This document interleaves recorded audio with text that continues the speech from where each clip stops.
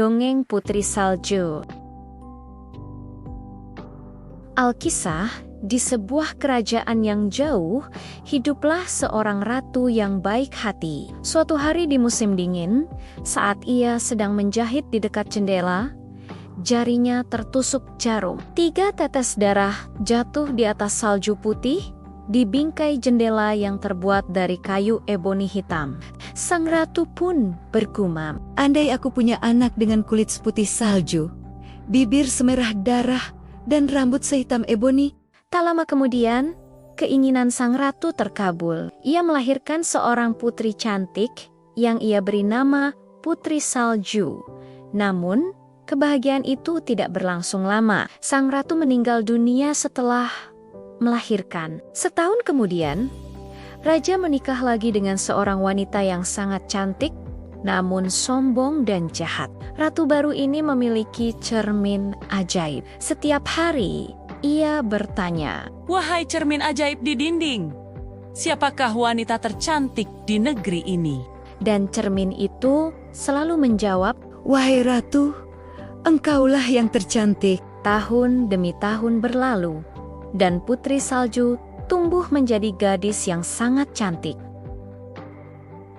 Suatu hari, saat ratu bertanya kepada cermin ajaibnya, jawaban cermin itu berbeda. "Wahai ratu, engkau memang cantik, tetapi Putri Salju 1000 kali lebih cantik darimu." Ratu sangat marah dan iri hati. Ia tidak tahan ada orang lain yang lebih cantik darinya. Dipenuhi kebencian, ia memanggil seorang pemburu dan memerintahkannya untuk membawa Putri Salju ke hutan, membunuhnya, dan membawa kembali jantungnya sebagai bukti. Pemburu itu membawa Putri Salju ke hutan, tetapi ia tidak tega membunuh gadis yang baik hati itu. Ia pun berkata, "Larilah, putri, lari sejauh mungkin, dan jangan pernah kembali ke istana." Sebagai gantinya, pemburu itu membunuh seekor babi hutan dan membawa jantungnya kepada ratu.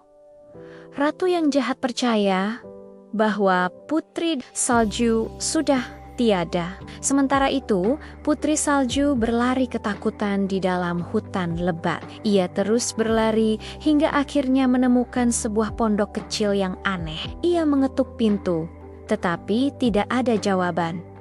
Karena lelah, ia masuk ke dalam. Di dalamnya, ia melihat sebuah meja kecil dengan 7 piring kecil, 7 gelas kecil. Dan di ruangan lain, ada 7 tempat tidur kecil yang berderet rapi. Putri Salju yang lapar dan lelah memakan sedikit dari setiap piring dan meminum setetes dari setiap gelas. Lalu mencoba setiap tempat tidur hingga akhirnya tertidur pulas di tempat tidur ke-7. Sore harinya, pemilik pondok itu pulang. Mereka adalah 7 kurcaci yang bekerja di tambang sepanjang hari. Mereka sangat terkejut menemukan ada seseorang di pondok mereka. Ketika mereka melihat Putri Salju yang tertidur, mereka terpesona oleh kecantikannya.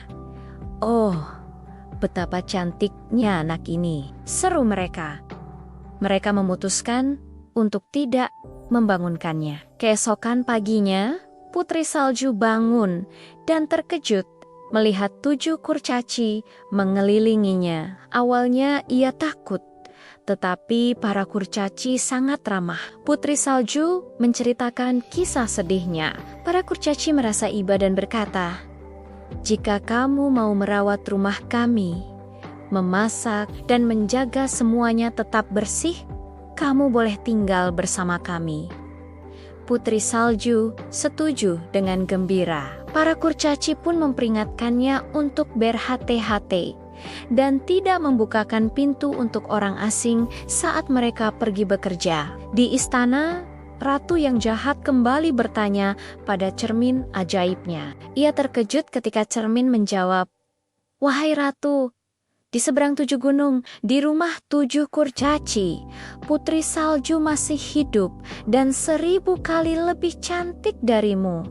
Ratu sangat murka. Ia menyadari telah ditipu. Ia pun memutuskan untuk menghabisi putri salju dengan tangannya sendiri. Menyamar sebagai seorang nenek tua penjual barang, Ratu pergi ke pondok para kurcaci. Ia menawarkan korset yang indah.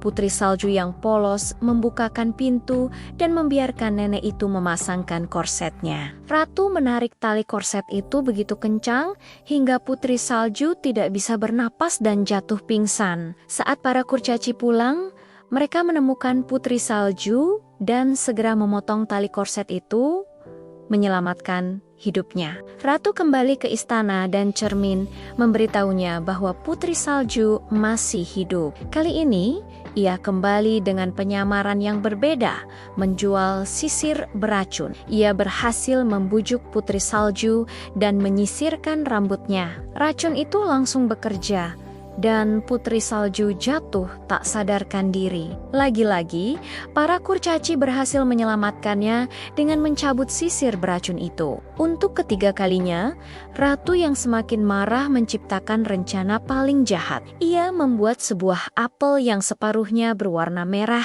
dan sangat beracun. Menyamar sebagai istri petani, ia menawarkan apel itu pada putri salju untuk meyakinkannya. Ratu memakan bagian apel yang putih dan tidak beracun. Putri salju yang percaya akhirnya menggigit bagian merah yang beracun dan langsung jatuh tak bernyawa. Ketika para kurcaci menemukannya, mereka tidak bisa lagi menolongnya. Mereka menangis sedih selama 3 hari karena kecantikannya tidak pudar.